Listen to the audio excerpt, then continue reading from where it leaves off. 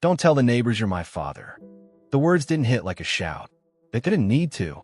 Quiet, clipped, and deliberate, they slid into me like the edge of cold blade. My son's lips barely moved when he said them, his eyes darting toward the perfectly trimmed hedges along the street, like the wind might carry my name into the wrong ears. "My name is Walter Hensley. I'm 62 years old. I've spent my entire life on the road, 38 years as a long-haul truck driver.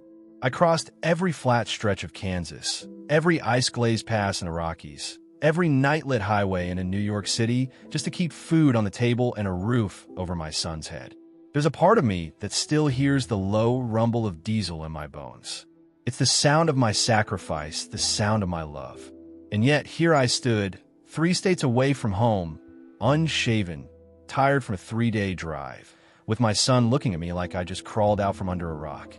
I'd pictured this moment differently. On the long road from Indiana to Colorado, I imagined Emmett, my boy, smiling wide when he saw me, maybe hugging me too tight, like he used to do when he was small.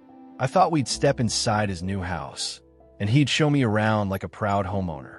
I'd nod and tell him how proud I was, the way fathers are supposed to. Instead, I stood on a porch that looked like it belonged on the cover of a real estate brochure. The neighborhood was one of those places where every lawn looked the same length, the driveways were spotless, and the white fences could blind you if the sun hit them right. Across the street, a woman in a red coat was pretending to check her mail, but was really just watching us. Emmett opened the door only wide enough to step outside. He wore one of those soft-looking sweaters you buy in stores where they don't bother putting price tags on things. His hair was neat, his shoes shined, his watch catching the light just enough to say, "I've made it." I tried to smile. 3 days on the road, I said, and I was thinking maybe I'd get a hug before the rules start. His eyes softened for half a second, then hardened again. "It's not about rules, Dad. It's just people here are different. They wouldn't understand." I shifted my weight, feeling the ache in my knees from too many miles driven and too many winters spent working through the cold. "Understand what? That you've got a father who's not afraid to shake a man's hand? I've got some road dust on my jacket." He glanced at the woman across the street again. "You don't get it. People here, they notice everything. They talk."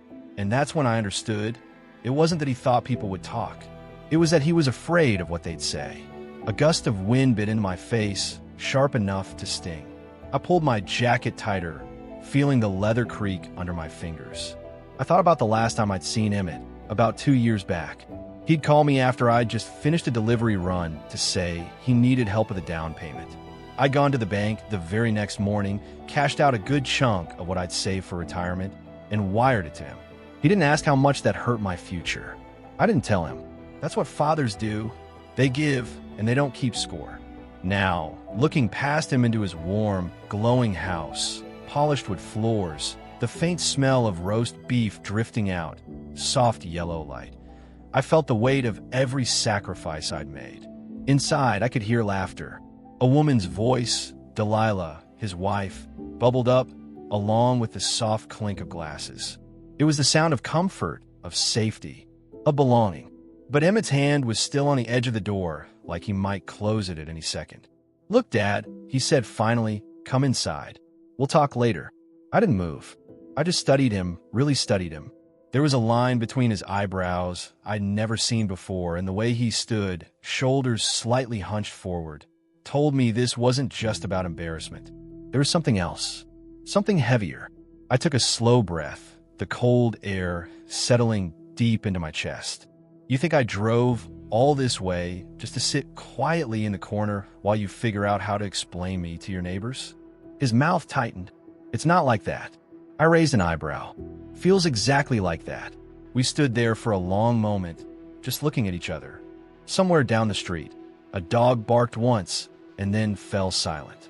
The woman in the red coat finally went back inside, but I could feel other eyes on us, curtains shifting, blinds bending just enough for someone to get a better view. I forced a smile, even though it felt heavy on my face. "Oh, it's son," I said quietly. "We'll talk later." I stepped inside, and the warmth of the house hit me like a wave. My boots thudded against the hardwood, leaving faint smudges on the floor that I knew would stand out in this kind of home. Delilah was standing by the kitchen island, a wine glass in her hand, her smile polite but tight. She had that polished look.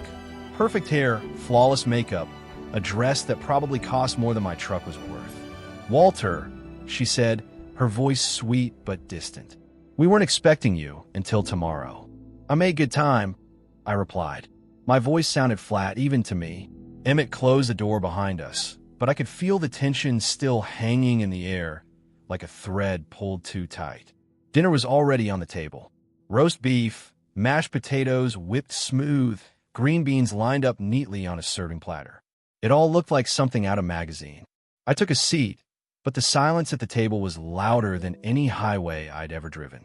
Delilah made small talk. How the weather had been, how the neighbors had just redone their backyard, how the homeowners association had strict rules about Christmas decorations. I nodded when appropriate, but my mind was still on that porch, on the words Emmett had said, on the way his eyes had flicked toward the street like I was a problem to be managed. Halfway through dinner, I caught him watching me. Not with warmth, not with pride, but with calculation, like he was weighing something in his mind. And that's when it hit me. There was more to this than embarrassment. There was a reason he didn't want the neighbors to know who I was. And whatever it was, I was going to find it out.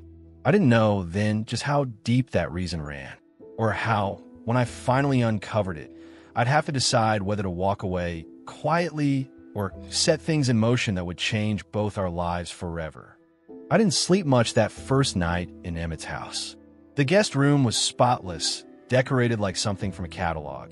White sheets so stiff they didn't feel lived in, a nightstand with a fake plant, a lamp that looked expensive but gave off too little light. It smelled faintly of lemon cleaner, the kind that tells you no one's really stayed there. I lay there staring at the ceiling fan spinning slow circles, listening to the faint hum of the refrigerator downstairs. My mind kept replaying the moment on the porch, his eyes shifting toward the street, that cold edge in his voice. It made me think about all the roads I'd taken to get to this point, every mile and every sacrifice, all the moments where I chose him over me. Emmett was born in a small Indiana hospital on a night when snow came down so heavy the nurses had to park 3 blocks away and walk in. His mother, Mabel, was already fading by then. She'd been sick most of the pregnancy. I remember holding Emmett for the first time, tiny, red-faced, with a grip like he was already trying to hang on to the world. I promised him that night I'd give him everything I could. I didn't say it out loud. I didn't need to. Some promises get written so deep into you, they don't need words. Mabel passed before Emmett turned 5. After that, it was just me and the boy. I kept my job driving freight because it was the only way to make enough to keep the lights on, but it meant I was gone more than I wanted. I'd leave him with my sister, Ruth, who lived 2 streets over. She wasn't much for affection, but she kept him fed and in school. Every time I came back from a run, I'd bring him something. A model truck from Texas, a baseball cap from Kansas City, once even a harmonica from a pawn shop in Wyoming. His eyes would light up like I'd just brought him treasure. I lived for that look, but as he got older, those looks faded. By high school, he barely glanced up from the TV when I came through the door. I told myself it was normal. Kids change. They want different things. I remember the day he told me he was going to college out of state. I was proud, but I also felt something sink inside me. I'd spent 18 years trying to be the best father I could, and now he was leaving. That's how it works, though. You raised him to go. When he graduated, I gave him a check I'd been saving for years. It wasn't much compared to what some parents give, but it was nearly all I had in savings. He hugged me then, tight enough to make me believe he still saw me as his dad, not just a man who paid the bills. A few years later, he called about Delilah, said she was the one. I met her at a diner near his apartment. She had a smile that didn't quite reach her eyes and a way of asking questions that felt more like tests. She asked about my job, about whether I owned my house, about retirement. When I told her I was still working, still saving, she nodded politely, but I could see the calculation behind her gaze. I didn't think much of it then. Maybe I didn't want to think much of it. It was about 2 years ago when Emmett called asking for help with the down payment on this house. He sounded stressed, said the market was competitive, and if they didn't move fast, they'd lose it. I had a small retirement account, built up over decades. I planned to start slowing down, maybe work local routes instead of cross-country. But I told myself he needed it more. I went to the bank the next morning, signed the papers, and wired him the money. I told him it was a gift. He told me it was a loan. We both knew it wasn't. After that, he called less. Holidays were shorter. Our talks felt rehearsed, like he was giving me updates he'd already told someone else. Lying there in that cold, clean guest room, I thought about those years like old photographs, yellowed around the edges a little bit.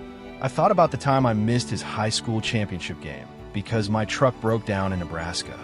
The time I drove all night from Florida just to see him on his birthday. The Christmas I spent at a truck stop because the roads were iced over, calling him from a pay phone while families opened presents in their living rooms. And now here I was in the house I helped him buy, being told not to tell the neighbors who I was. The next morning, I went downstairs early.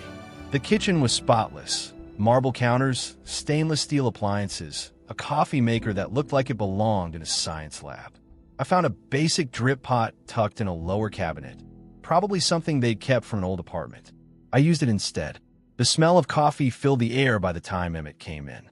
He was dressed sharp already, slacks, button-down shirt, polished shoes. "Morning," I said, sliding a mug toward him.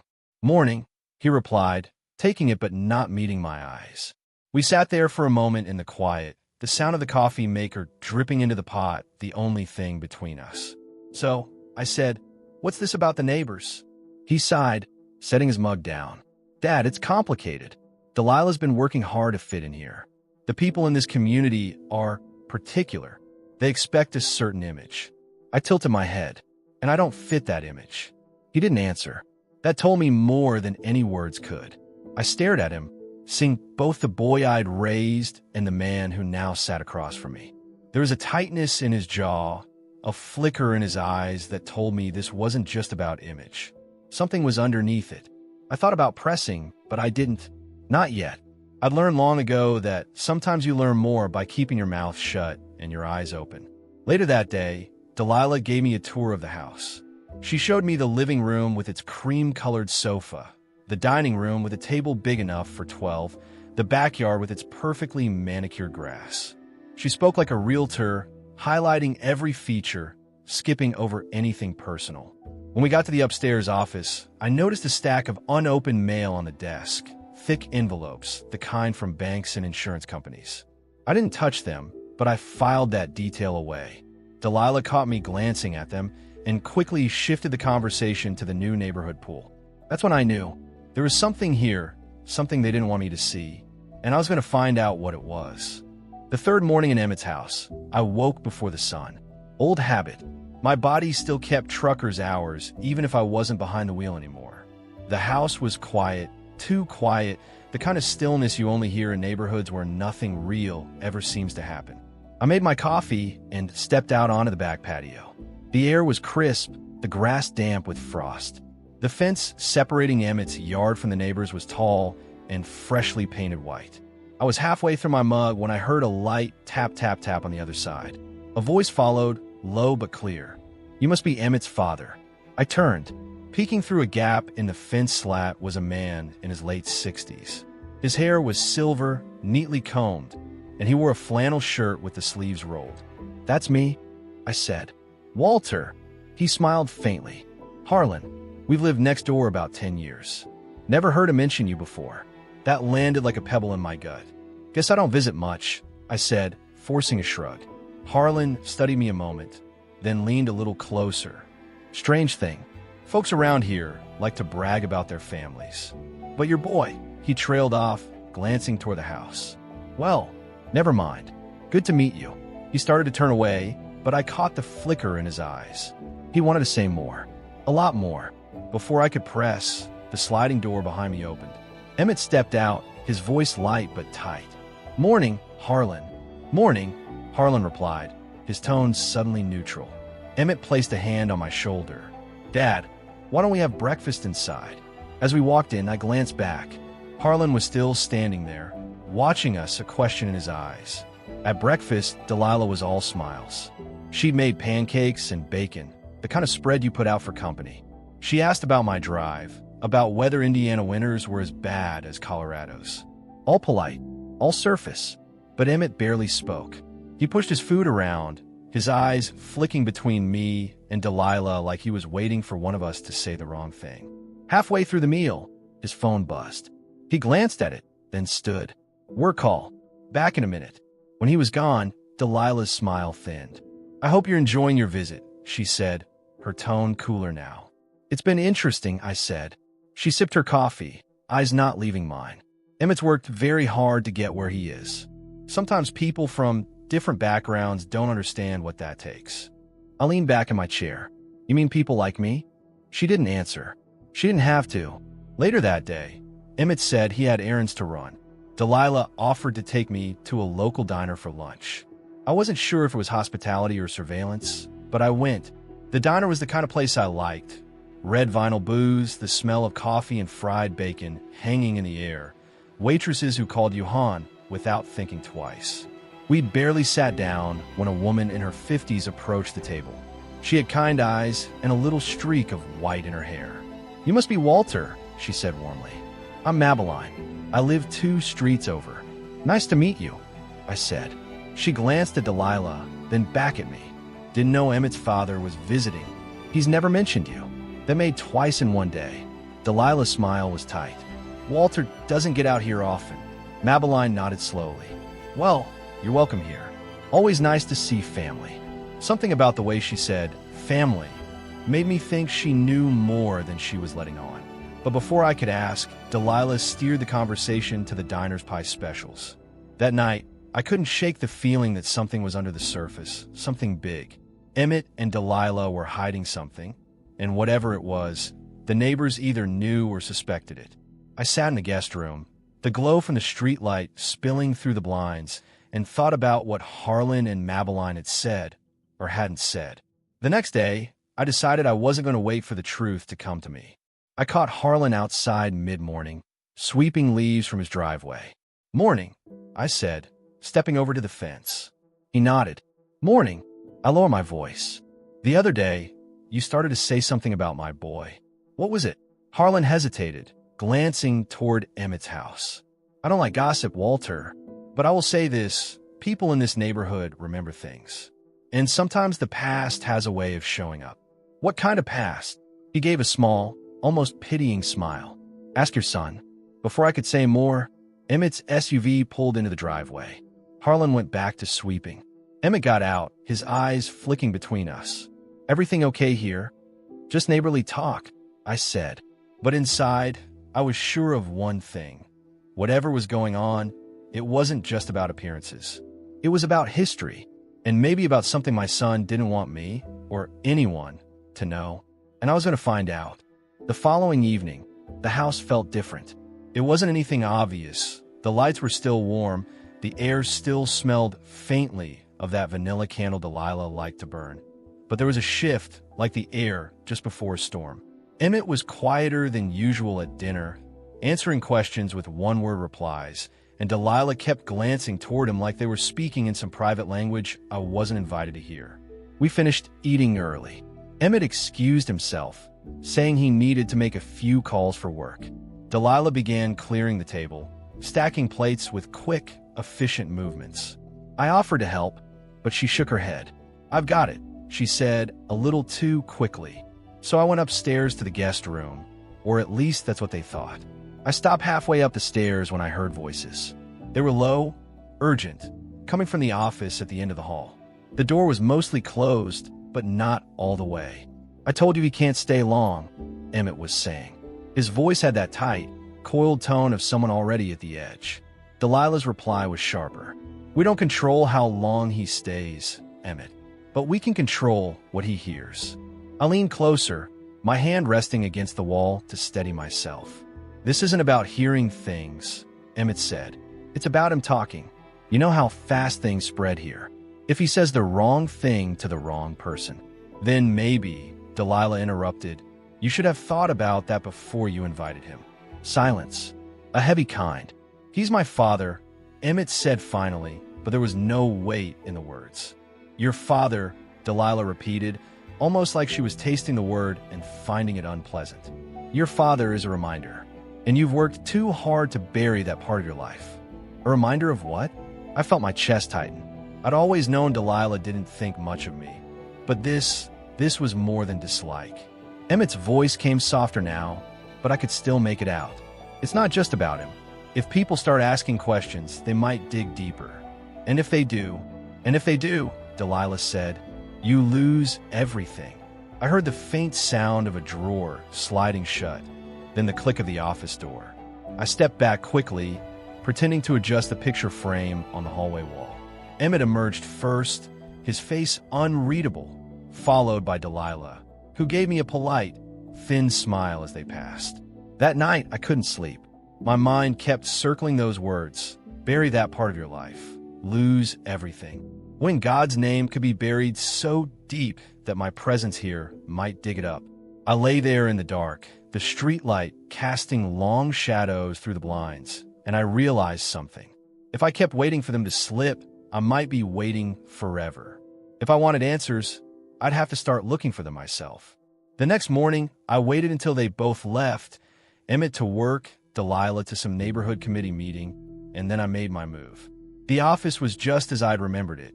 Dark wood desk, tall bookshelf, a neatly arranged stack of papers. The blinds were half closed, letting in thin bars of light.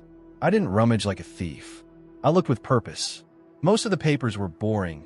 Work reports, invoices, mortgage documents. But then I found a folder tucked behind the printer. Inside were letters, official-looking, all from the same law firm. I scanned the first one. The language was legal, formal, but one phrase stood out like a flare in the night. Settlement agreement. Another letter referenced a confidentiality clause and non-disclosure. The dates were from just 3 years ago. I was still holding the papers when I heard the front door open. Dad! Emmett's voice carried up the stairs. I slid the folder back where I found it and stepped into the hallway just as he appeared at the top of the stairs. His eyes swept over me, then the office door, and I saw the flicker of suspicion. Was just looking for a book to read, I said casually. He didn't answer right away. Then he forced a smile. Library's downstairs. You know that. I like upstairs books better, I said, brushing past him. He didn't laugh. That evening, Harlan was back at the fence. I joined him, hands in my jacket pockets. You ever hear of a settlement involving my son? I asked without preamble. Harlan's broom slowed. He glanced toward my son's house, then at me. I've heard whispers, he said finally. But whispers aren't proof. And proof, well, that's harder to get when people are willing to pay for silence. Silence about what? He shook his head. Not my story to tell, Walter. But I will say this, truth has a way of finding the surface, even when folks try to bury it. That night at dinner, Emmett seemed restless. Delilah kept touching his arm, like she was trying to keep him steady. At one point, she excused herself to take a phone call. I leaned forward. Son, is there something you're not telling me? His fork paused halfway to his mouth. What's that supposed to mean? You know what it means. I've been here 3 days, and already half your neighbors act like you've got something to hide. And that thing you and Delilah were talking about in the office. His face tightened. You were eavesdropping? I was listening, I said evenly, because I care, and because I'm tired of being treated like some stranger you barely know. He set his fork down, his eyes locking on mine. Some things are better left in the past, Dad. You don't need to get involved. I'm already involved, I said. We sat there, neither of us blinking, until Delilah returned and the moment broke. But I knew now, more than ever, that whatever this was, it wasn't small. And it wasn't just about image. It was about something that could take away everything Emmett had built, something he'd paid to keep quiet. And I was going to dig until I found it. The air in my small apartment was heavy that evening, carrying with it the faint smell of the stew I had left untouched on the stove. My mind wasn't here.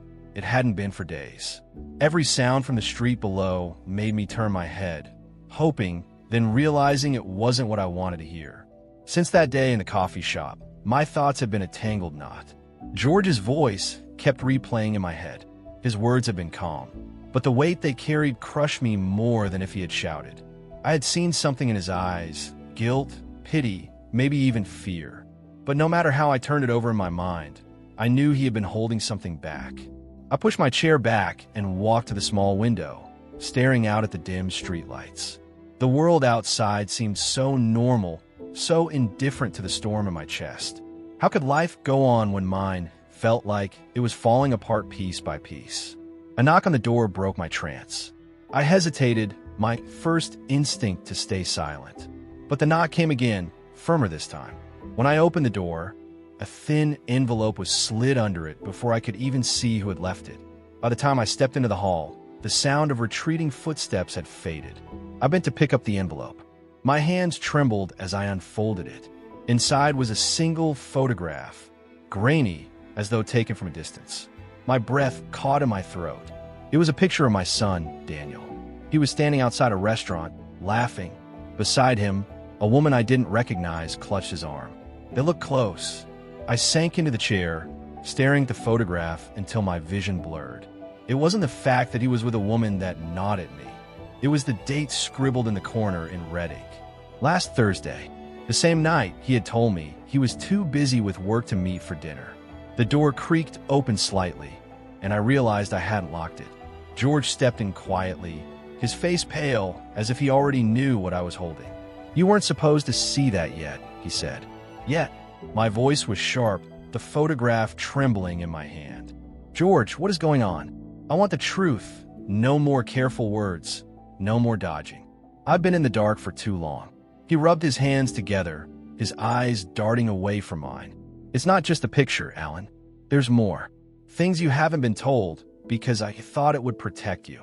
"Protect me from what?" My voice cracked, the air between us thick with something dangerous. George finally sat down across from me, his shoulders slumping as if the burden was too much. "Your son, Daniel, he's been involved in things that aren't just mistakes. They're choices. Serious ones. He's been gambling, owing money to the wrong people. That woman in the photo, she's not just anyone. She's connected to them." I felt the room tilt slightly. "You're telling me my son is mixed up in—" I stopped myself. Saying it out loud felt like making it real. "Yes," George said quietly, "and it's getting worse. I didn't want you to know because I thought maybe he could fix it before it reached you. But, Alan, you might already be a target." A cold wave washed over me. "A target? For what? I have nothing they'd want." George leaned forward, lowering his voice as though the walls themselves might be listening. "You have something they think Daniel has access to. Your house, your savings, your name. If they can't get it from him, they'll try through you." I sat there, my hands gripping the edge of the table. Every part of me wanted to deny it, to protect the image I had of my son. But deep down, pieces started to click into place. His sudden money problems, the excuses, the times he'd asked for small loans and promised to pay them back. "What do you expect me to do, George? Just confront him?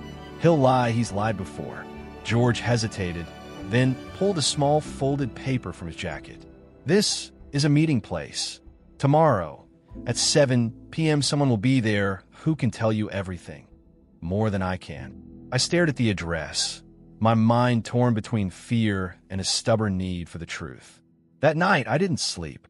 Every creak in the building made me think of footsteps. Every shadow outside my window made my chest tighten. By morning, my hands ached from how hard I had been clenching them. When the evening came, I found myself standing outside a quiet, run-down diner on the edge of town. The flickering neon sign above the door hummed weakly. Inside, the air smelled faintly of burnt coffee and fried food. In the far corner, a man in his late 50s sat alone, his back to the wall. His eyes were sharp, scanning the room even as he sipped from his mug.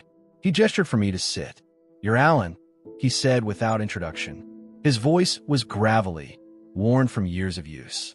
"George told me you might come. I want the truth about my son," I said firmly. The man studied me for a moment, then nodded. "Daniel owes people money. A lot of it. But he didn't just gamble it away. He invested badly. And the people he took money from aren't patient. They know about you, your history, what you own. That makes you leverage." The words hit me like a hammer. "And the woman? She's their messenger," he said simply. "She's been keeping an eye on him. And on you." I leaned back, my stomach churning. The walls felt like they were closing in. "So what now?" "That depends on you," the man said. "You can pay them off, and they'll leave you alone, maybe. Or you can take another route. one that makes sure they never see you as a way to get to him again. I didn't ask what that other route meant. I could see it in his eyes. It wasn't the kind of solution that left everyone walking away untouched. When I left the diner, the night air felt heavier than before. My footsteps echoed in the empty street. And for the first time in my life, I wasn't sure if I wanted to see my son again or if I could. But one thing was certain, whatever came next, it would change everything. The next few days felt like walking a tightrope between my old life and the new one I had been forced into. My thoughts were scattered, torn between the past I couldn't reclaim and the uncertain road ahead.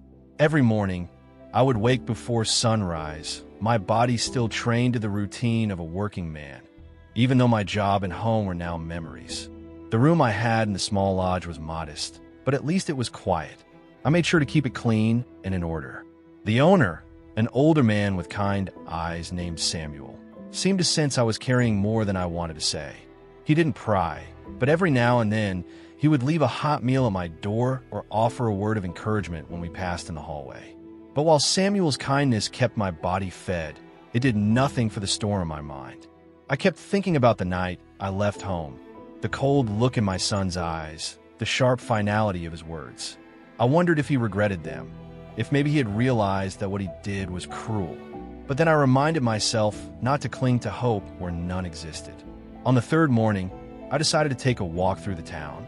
It wasn't large, just a few streets lined with small shops, cafes, and an old community park with rusting swings. As I wandered, I noticed a notice board outside a grocery store with handwritten ads, job postings, rooms for rent, and announcements for community events.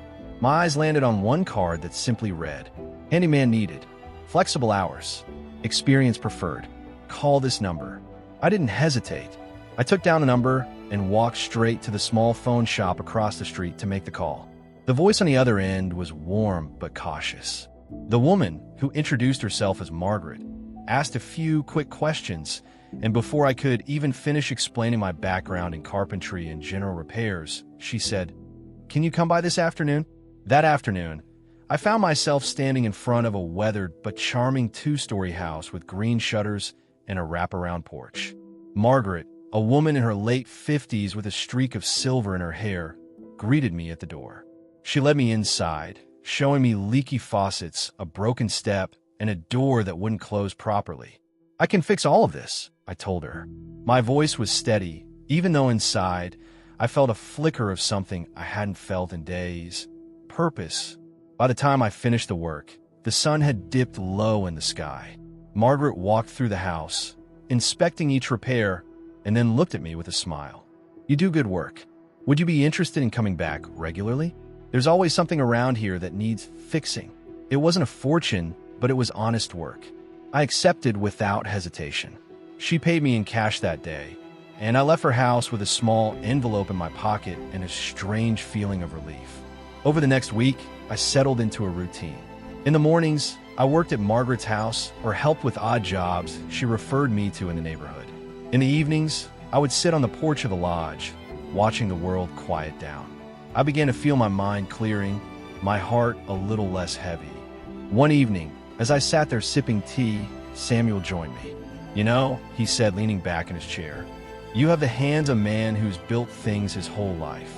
But lately, I see you building yourself back up, too." His words caught me off guard. I hadn't thought of it that way, but maybe he was right. I was still standing, still working, still breathing, and maybe that was the first step towards something better. But then, one morning, as I was leaving for work, I saw a familiar car parked on the other side of the street. My chest tightened. It was my son's car. I froze, unsure whether to approach or walk away. The driver's door opened, and he stepped out, looking exactly as I remembered, except there was no anger on his face this time, just hesitation. "Dad," he said quietly, as if testing the word. I didn't answer at first. My heart was pounding, my mind racing. Why was he here? What could he possibly want? "I've been looking for you," he continued.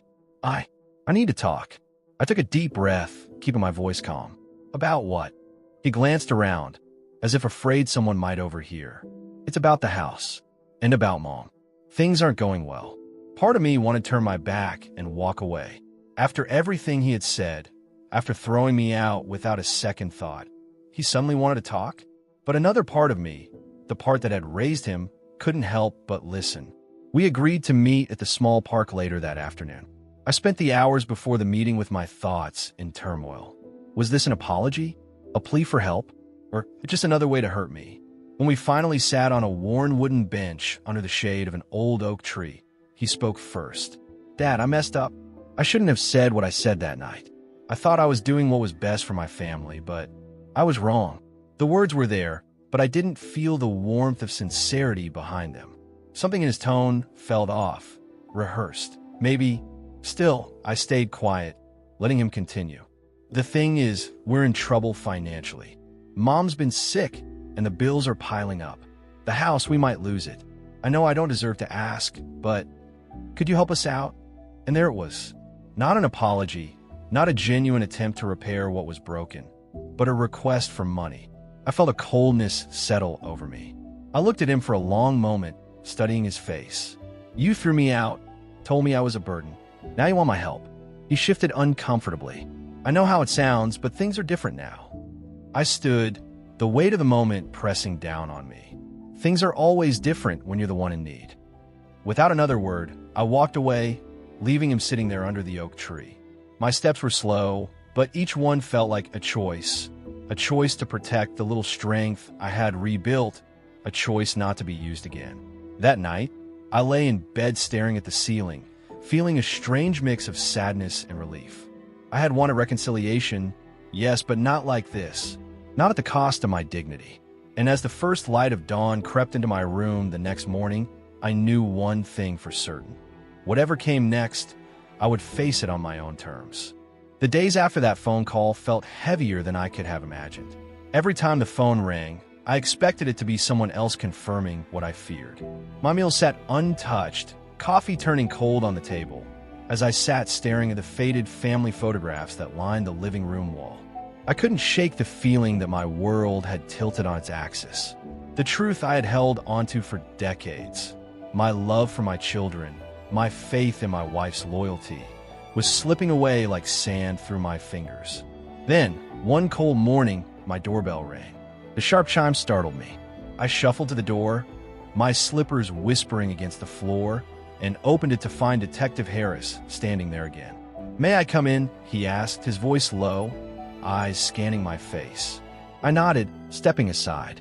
He walked in, removing his hat, and stood in the center of my living room as if bracing himself. "We found something," he said, pulling a folder from his coat, "and I need you to see it." He placed the folder on my coffee table and flipped it open.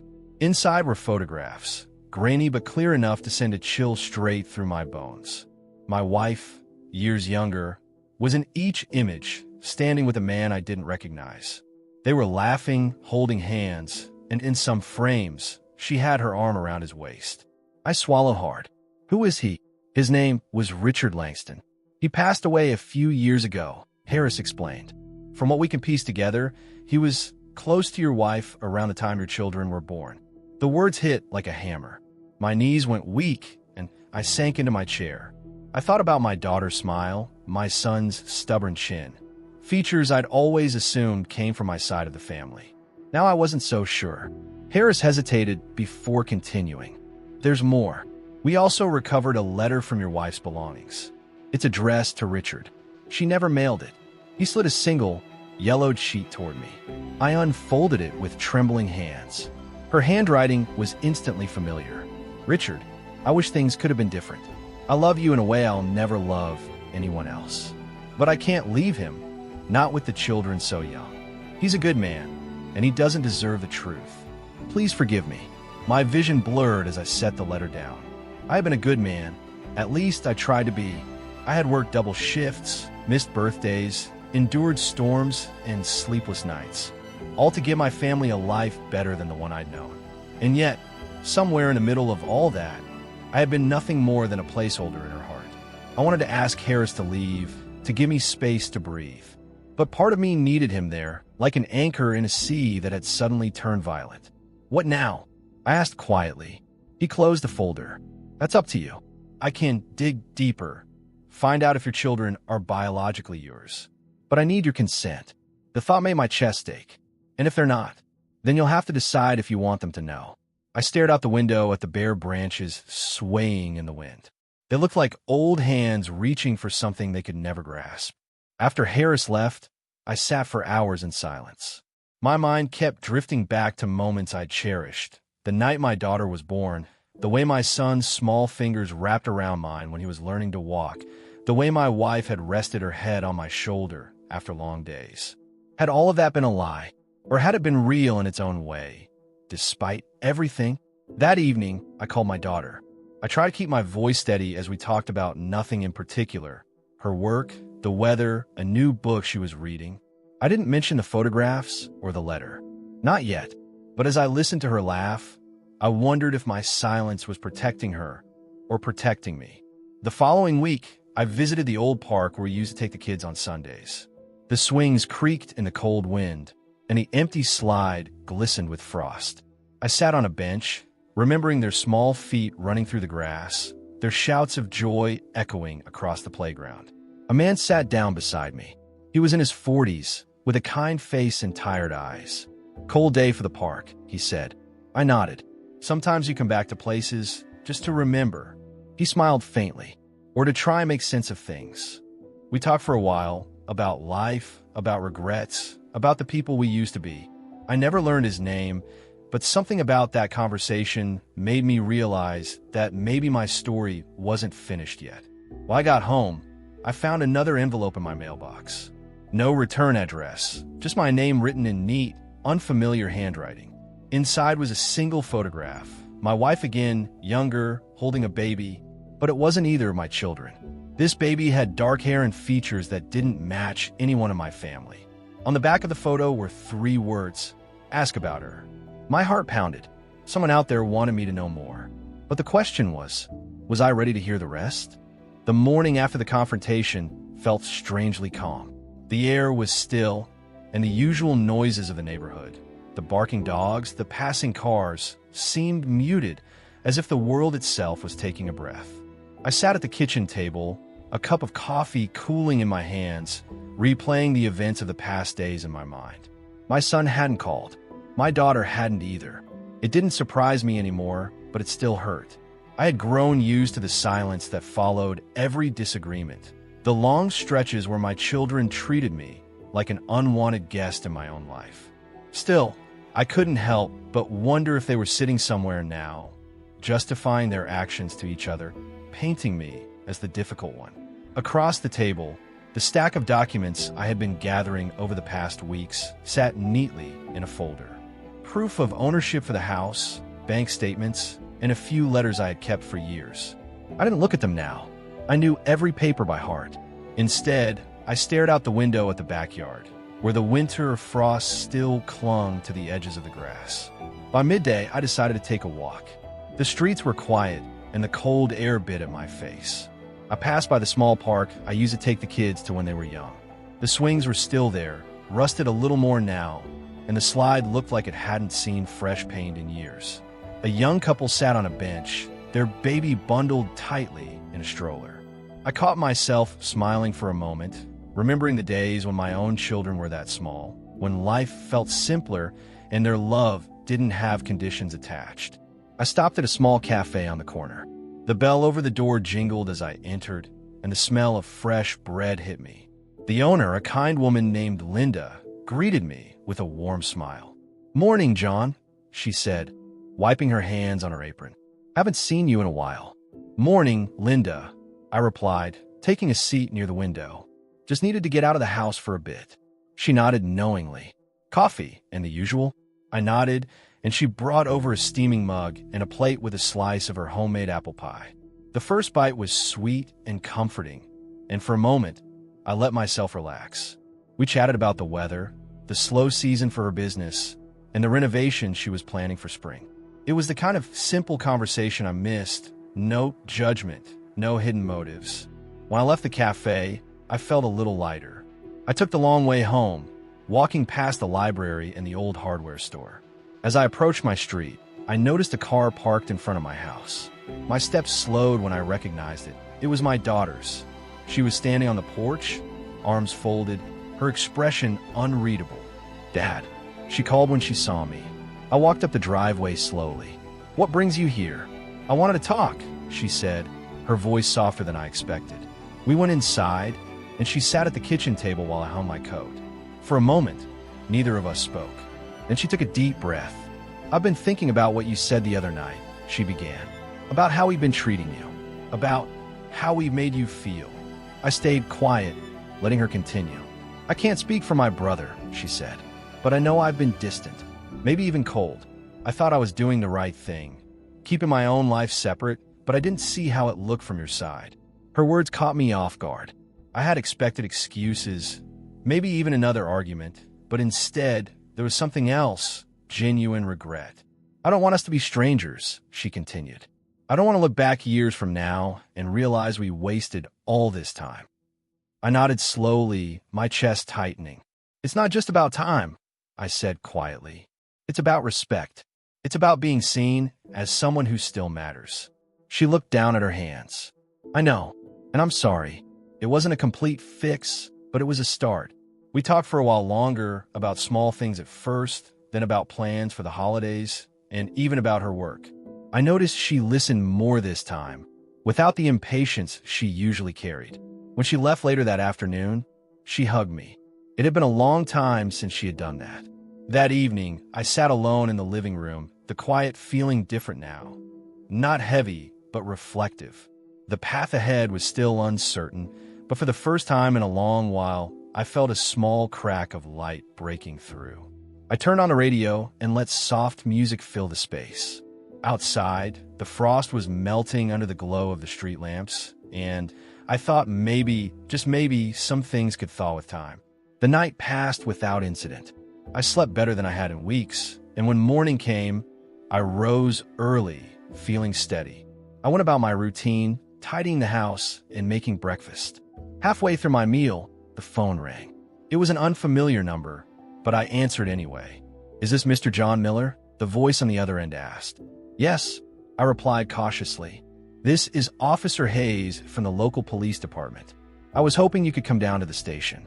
We have some matters to discuss regarding a complaint filed in your name." My mind raced. "A complaint? Against me?" "No, sir," the officer clarified. "Filed by you. About 2 weeks ago." It took me a moment to remember. The paperwork. The quiet trip to the station after my son's last outburst. I had filed a formal report then, just in case things escalated. "Yes," I said finally. "I remember. We'd like to follow up with you in person," the officer said. "It's important." I agreed to meet him that afternoon. When I hung up, I sat back in my chair, the taste of breakfast gone from my mouth. Whatever this was, it meant the situation was moving into a new phase. By the time I arrived at the station, the winter sun was already sinking low. Officer Hayes met me at the front desk and led me to a small room. He explained that the investigation was ongoing and that some new information had come to light. Without giving too many details, he said it was important for me to keep records of all interactions with my son and to avoid direct conflict for now. I left the station with a strange mix of relief and unease. The law was now involved in a way that couldn't be ignored. My choices mattered more than ever. That night, as I sat in my chair with a folder of documents beside me, I realized this wasn't just about repairing relationships anymore. It was about protecting myself, my home, and the dignity I refused to let slip away. The frost had started to melt, but winter was far from over. The morning after the court hearing, I woke up earlier than usual. The air in the room felt heavy, not from the heat, but from the lingering thoughts of what had been said yesterday. I sat on the edge of the bed, my hands clasped together, staring at the wooden floorboards. There was an ache deep in my chest, the kind that comes when a wound is healing but still raw. The house was quiet. I could hear faint movements from the kitchen, the sound of a kettle whistling, the clink of a cup against the counter. It was Daniel. He had been staying with me these past few days, a silent but steady presence, making sure I ate, reminding me to rest. When I walked into the kitchen, he looked up from his seat, a newspaper in front of him. "Morning, Dad," he said softly. "Morning," I replied, pulling out a chair. The coffee pot sat between us, steam curling upward. He poured me a cup without asking, the way he used to when he was younger, and still lived at home. We drank in silence for a few minutes before he finally spoke. "I've been thinking, after all this is over, maybe you should move closer to me. You shouldn't have to be alone anymore." I gave him a faint smile. "We'll see. I've still got a few things to sort out here first." His brow furrowed. "Dad, you don't owe this place anything. You've given enough." I didn't answer right away. There was a part of me still tied to this town, not because of the house or the street, but because of the memories woven into every corner. Leaving felt like turning my back on pieces of my life, even if some of them hurt. Later that day, I decided to take a walk. The air was cool, and the streets were quiet, except for the distant sound of a delivery truck. I passed by the small bakery at the corner, the one Sarah used to love. The smell of fresh bread spilled onto the sidewalk, and for a moment, I was back in time, walking hand in hand with her, laughing about something silly. But the warmth of the memory quickly gave way to the sting of reality. Sarah was no longer that person. The choices she made had carved a gap between us that could never be closed. When I returned home, a thick envelope was sitting in my mailbox. My name was written neatly on the front, but there was no return address. I took it inside, set it on the table, and opened it slowly. Inside was a letter, typed, not handwritten, along with several photographs. My heart pounded as I flipped through them. Each one showed Sarah with her new partner, taken over the past year. Some were in restaurants, some on vacations.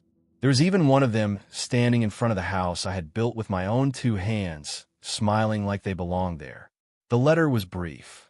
"You deserve to know the truth. She has been planning this for longer than you think. Be careful who you trust." No signature, no clue who had sent it. I sat back in my chair, the photographs spread out in front of me. My mind raced, trying to piece together the timeline. This wasn't just betrayal.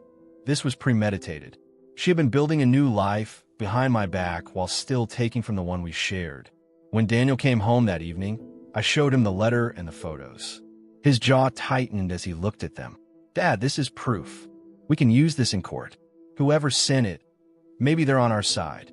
I nodded slowly. "Maybe. Or maybe they have their own reasons for stirring this up." Either way, the evidence was too strong to ignore. The next morning, we handed everything over to my lawyer. She examined each photograph carefully, her expression unreadable. "This changes things," she said finally. "If we can prove these were taken during the marriage, it will strengthen your case considerably." For the next few days, the pace of everything quickened. My lawyer requested more documents. Daniel helped me sort through old financial records, and I spent hours recalling dates, conversations, and details I had tried to forget.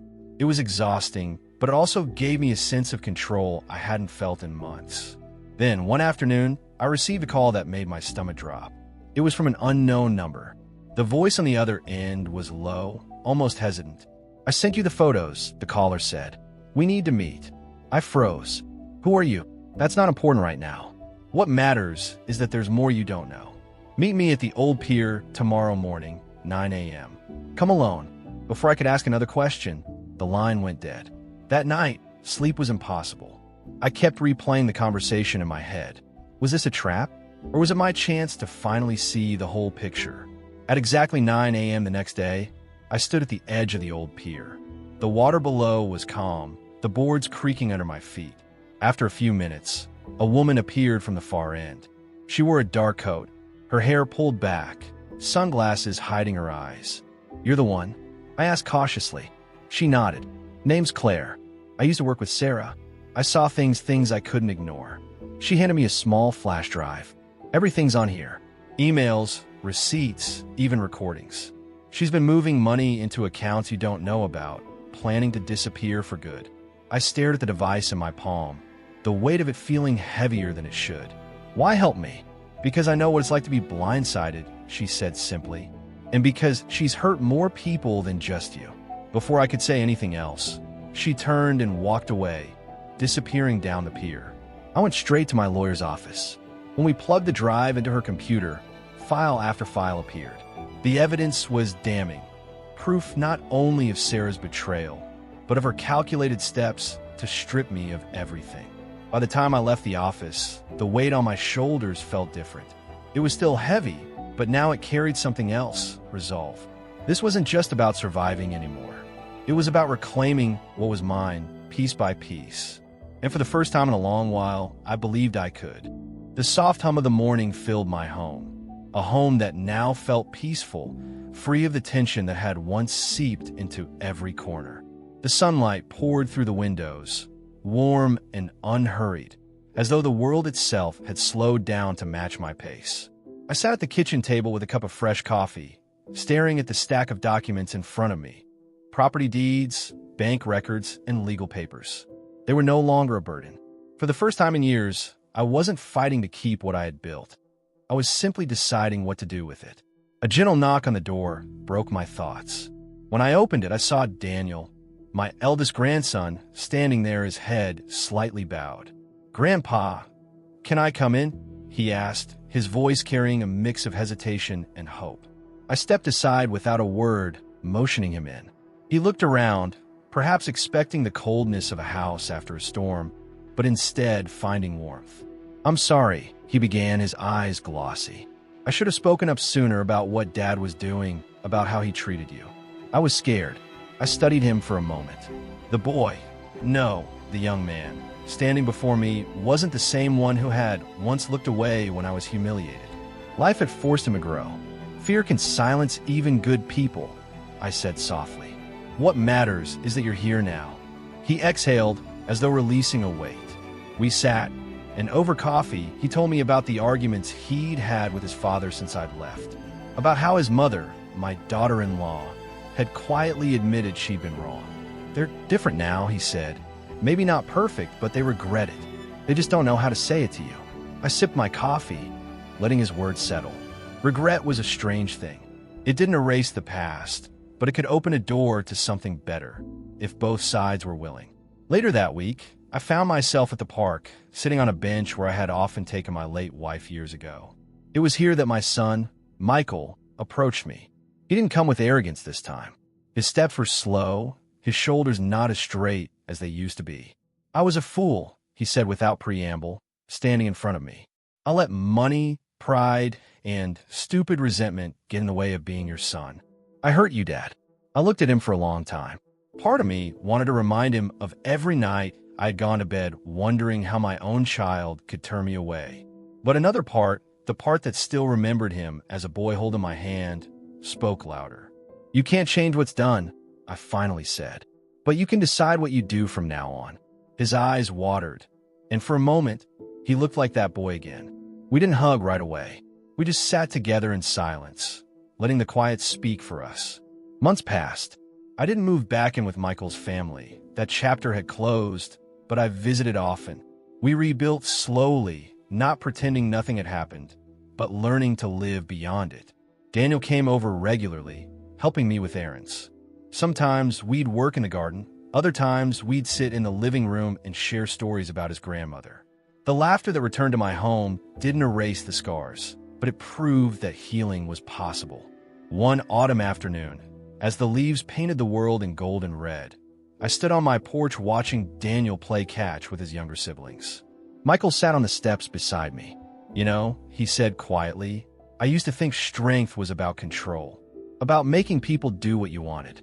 But you showed me it's about patience, forgiveness, and still standing tall even when the world tries to knock you down."